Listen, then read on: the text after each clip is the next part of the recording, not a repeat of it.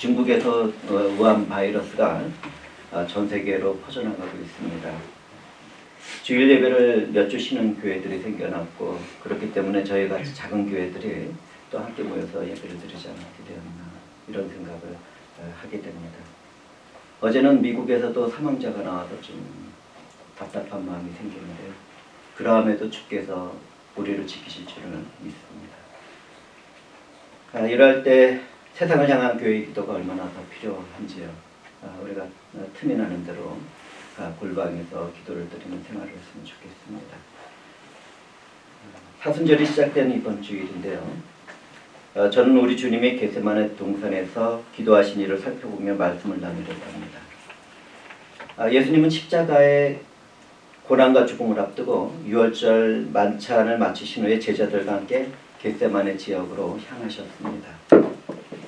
겟세마네에 도착한 주님은 제자들에게 내가 기도할 동안에 너희는 여기에 앉아있으라고 말씀하셨습니다. 겟세마네시라는 그 지명의 뜻은 기름을 짜는 곳, 이렇게 표현이 됩니다. 주님은 그곳에서 땀과 피를 흘리며 기도하셨습니다. 대부분의 제자를 남겨두신 주님은 베드로와 야고보와 요한을 데리고 자주 기도하시던 감난산으로 가셨습니다. 이들은 변화산에서 예수님의 영광을 본 제자들이었습니다.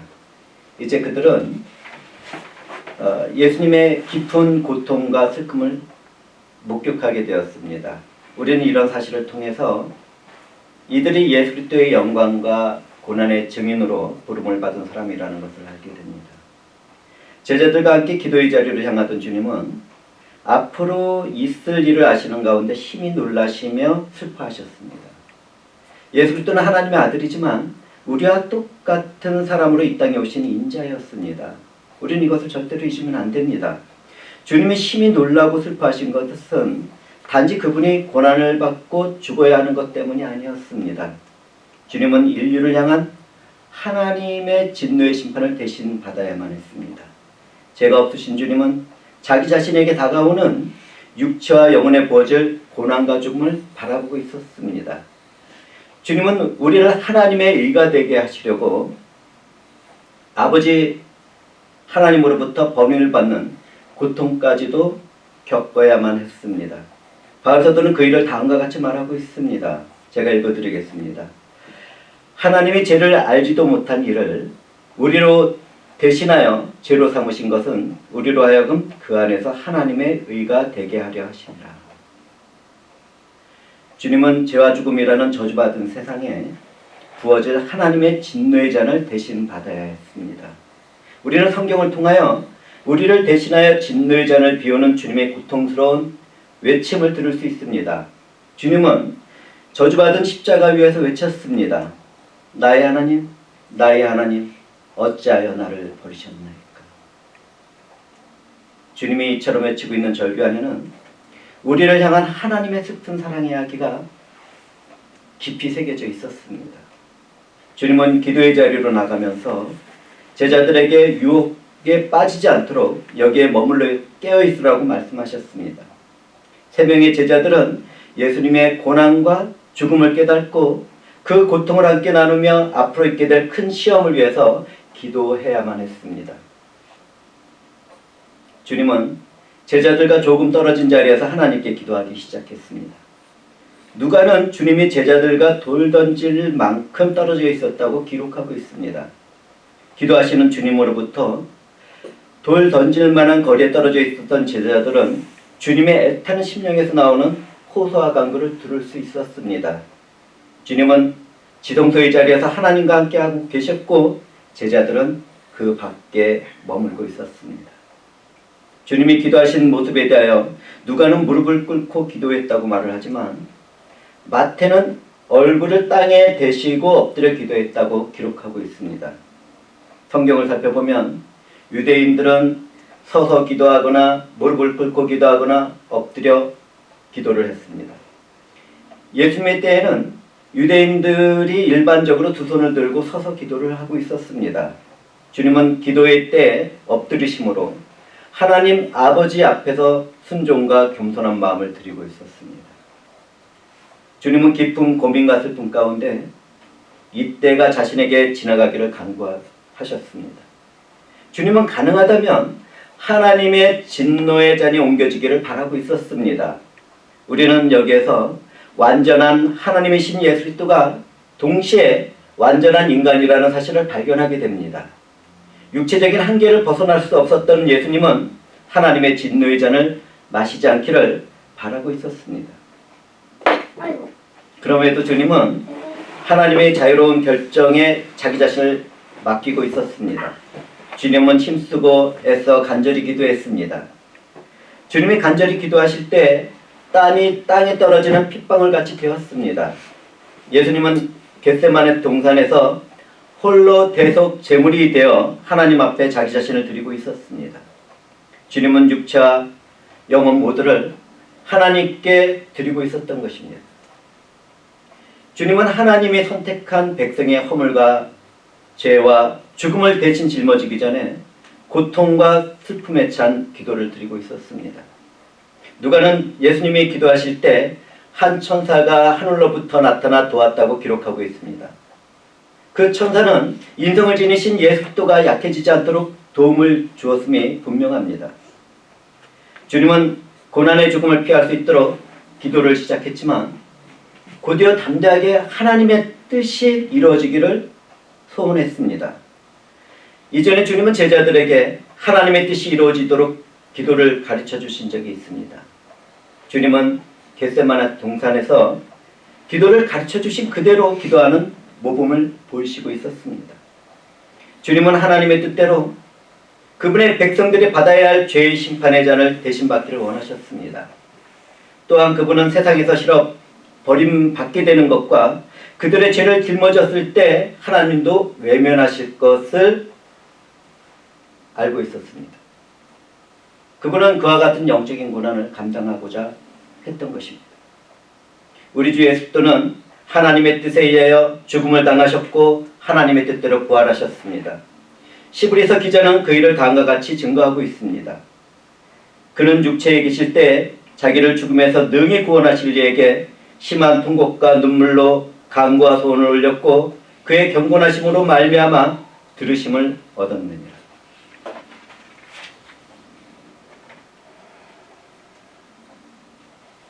주님은 제자들에게 깨어 기도하라고 말씀하셨지만 제자들은 잠이 들고 말았습니다.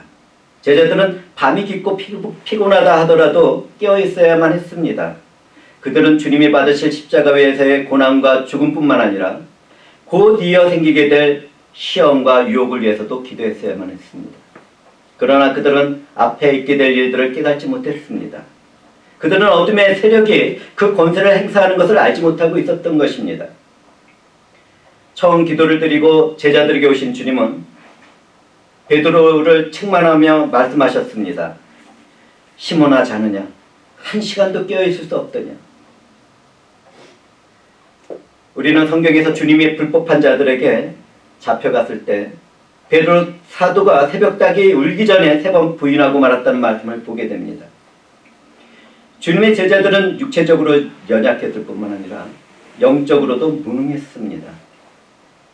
잠에 빠져있던 제자들은 결국 시험과 유혹을 이겨내지 못했습니다. 제자들은 예수님이 붙잡혀 갔을 때 모두 다 예수님을 버리고 도망하고 말았습니다. 제자들이 깨어 기도하는 것은 시험에 들지 않고 하나님 앞에서 온전하게 설 수 있는 유일한 방법이었습니다. 그러나 그들은 그 일을 하지 못했습니다. 제자들의 모습을 통하여 우리는 사람의 영혼은 하나님의 뜻을 이루고 올바른 길을 걷고 싶어 하지만 육체와 마음은 연약하다는 사실을 발견하게 됩니다. 우리가 그렇습니다. 우리가 그들과 똑같습니다. 영혼이 깨어있지 못하면 육체는 허물과 죄에 빠지기 쉽고 게으르고 편한 길을 찾게 됩니다. 오직 영적으로 깨어 기도하는 사람들만이 다가오는 유혹과 시험을 이겨낼 수 있습니다. 주님은 육체의 욕망을 이겨내고 영으로 하나님의 뜻에 순종하며 기도함으로 시험을 이기는 모범을 보이셨습니다. 그렇다면 우리들은 허물과 죄 가운데 빠져있는 세상에서 어떤 삶을 살아야 하겠습니까? 주의 성령의 도움을 받아 기도하는 삶을 살아가야 하지 않겠습니까? 오늘날 세상은 하나님을 떠나서 살아가다가 온갖 재난과 질병에 시달리고 있습니다. 큰 지진이 있었고 거대한 산불이 세상을 덮었습니다. 날이 갈수록 태풍과 홍수의 피해가 심해지고 있습니다. 거대한 메뚜기떼가 농작물을 먹어치우고 있습니다. 사스와 에볼라가 지나간 지금은 중국으로부터 시작한 코로나 바이러스 19가 세상을 공포 가운데 몰아넣고 있습니다. 그런데 오늘날 교회를 이루고 있는 우리는 무엇을 하고 있습니까? 먹고 마시고 있는 일에 정신을 팔며 잠들어 있지 않습니까? 주님이 몸된 교회는 잠에서 깨어 기도하는 삶을 살아가야 합니다. 먼저 우리가 어떤 사람을 비판하고 판단하기 이전에 내가 하나님과의 관계에서 온전하지 못했다는 것을 회개하고 그분 안에서 사랑 가운데 이 세상을 위한 기도를 대신 드리는 삶을 살아가야 합니다. 동시에 주님 안에서 살아가는 각 사람은 자신의 삶에서 이루어지는 하나님의 뜻을 위하여 기도해야 합니다. 주님처럼 말입니다. 각 사람은 내게 주어진 모든 삶이 하나님의 뜻과 목적을 이루는 현장이라는 것을 알아야만 합니다. 나에게 주어진 부모, 나에게 주어진 자녀, 또 나와 관계하고 있는 모든 사람들이 하나님의 뜻을 이루는 방식이며 또 존재들이라는 것을 알아야 하는 것입니다. 우리는 하나님의 뜻과 목적을 이루는 대상이 바로 우리와 관계를 갖는 사람들과 있는 것이라는 것을 알아야 하는 것입니다. 또한 함께 모여서 이처럼 예배를 드리는 지금이 하나님의 뜻과 목적을 위한 것이라는 것도 알아야 합니다. 우리는 자신의 생각과 마음과 세상의 가치관에 심어놓은 허무함과 제약을 떠나서 하나님의 뜻이 이루어지는 내 삶의 현장을 바라보아야만 합니다.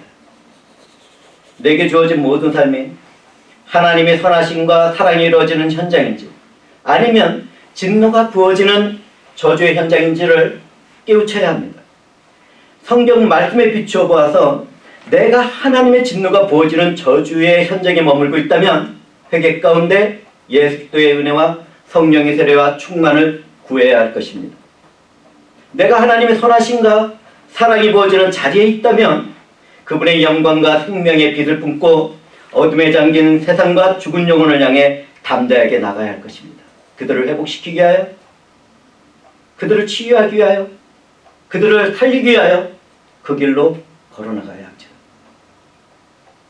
나는 내게 주어진 환경과 사람의 관계에서 어떤 삶을 살아가고 있습니까? 어떤 생각과 마음으로 살아가고 있습니까? 성령의 지시를 따르는 내 삶에서 성령의 열매가 맺혀지고 있습니까? 하나님의 절대적인 선과 사랑이 내 삶에서 나타나고 있습니까? 내게 주어진 고난의 삶에 믿음으로 인내하며 소망을 품고 주님의 날을 바라보고 있습니까? 우리 모두에게는 이와 같은 질문에 그렇다는 대답이 있어야 합니다. 그런데 나는 성령을 알지도 못하고 그분과 교제를 나누지도 못하고 있습니까? 그렇다면 그런 사람들은 주님의 이름으로 하나님 아버지께 성령을 부어달라고 기도해야 할 것입니다. 그 간구에 하나님께서 반드시 응답하시고 내 삶의 모든 일을 주관하시는 하나님께서는 선을 이루어 주실 것입니다.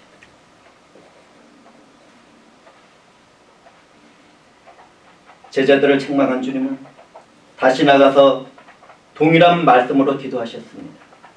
마태는 두 번째 기도 내용을 다음과 같이 기록하고 있습니다. 내 아버지여, 만일 내가 마시지 않고는 이 잔이 내게서 떠나갈 수 없거든 아버지의 원대로 되기를 원하나이다. 오 주님, 주님은 그분의 때가 지나가기를 기도했던 처음과는 다르게 고통과 슬픔을 느끼지 않았습니다.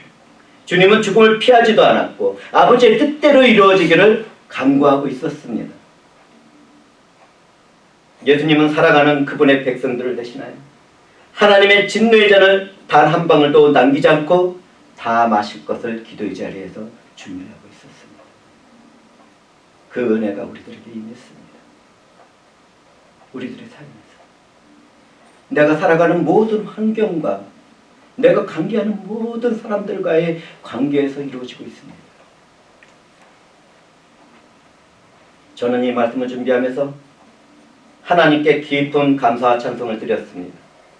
예수 그리스도 안에서 믿음으로 살아가는 저에게는 하나님의 의가 이루어졌기 때문입니다. 저를 향한 하나님의 진노의 포도주잔을 우리 주 예수 그리스도가 다 마셨기 때문에 저는 죄와 사망에서 해방되었습니다. 자유가 되었습니다. 영원한 생명이 되었습니다. 하나님의 자녀가 되었습니다. 하나님의 나라인 천국의 유업을 이어받게 되었습니다. 이와 같은 저의 고백이 이 자리에 모인 회중의 고백이 되기를 주님의 이름으로 축복합니다.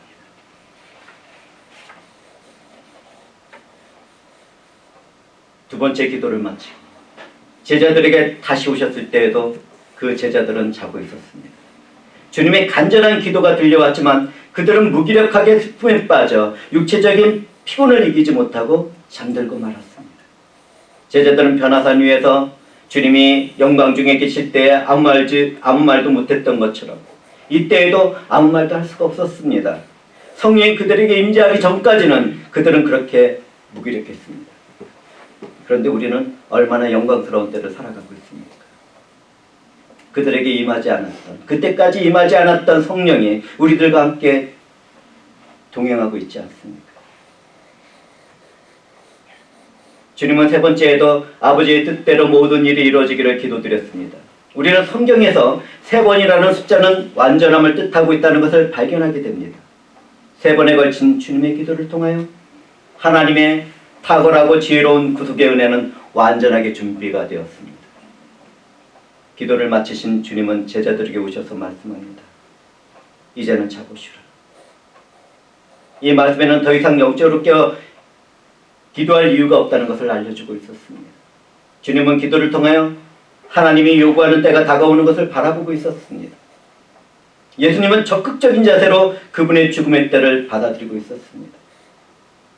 인자로 오신 예수 그리스도는 그분을 배신한 죄인 가룟 유다의 손에 팔리게 되었습니다. 예수 그리스도는 죄인의 손에 팔리지만 그것은 예언자들이 성경에 기록한 일이 이루어지는 하나님의 뜻이었습니다. 하나님은 인류의 죄를 대신하여 그분의 아들 예수 그리스도를 죽음의 자리로 내어주셨습니다. 요한 사도는 그 일을 다음과 같이 기록하고 있습니다. 사랑은 여기에 있으니 우리가 하나님을 사랑한 것이 아니요 하나님이 우리를 사랑하사 우리 죄를 속하게 하여 화목제물로 그 아들을 보내셨습니다. 주님은 제자들에게 말씀합니다. 일어나 함께 가자. 주님은 제자들에게 자신을 뒤따르라는 말씀을 하신 것이 아닙니다. 주님은 죽음을 맞으러 나가는 자기 자신을 제자들이 목격하기를 원하셨습니다. 주님은 바로 이때를 위하여 이 세상에 오신 인자였습니다. 예수님은 세상 죄를 지고 가는 어린 양으로 하나님의 뜻에 순종하고 있었습니다. 주님은 하나님의 뜻을 바라보며 제자 중에 한 사람인 가룟 유다에게 팔릴 것을 기다리고 있었습니다. 그는 주님을 배반할 때 어떻게 배반했습니까?